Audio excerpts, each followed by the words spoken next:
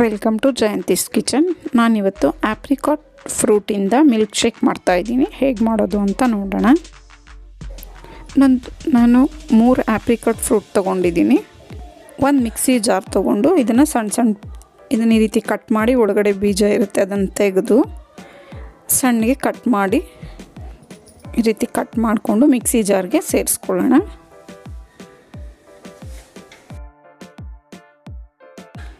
ಈಗ 1-2 ಟೇಬಲ್ ಸ್ಪೂನಷ್ಟು milk powder ಸೇರಿಸ್ಕೊತಾ ಇದ್ದೀನಿ.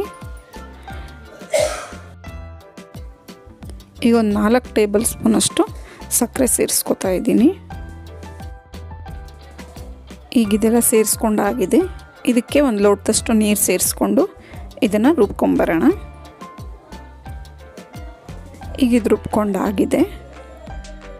ಈಗ ಇದನ್ನು ಸರ್ವ್ ಮಾಡ್ಕೊಳ್ಳೋಣ.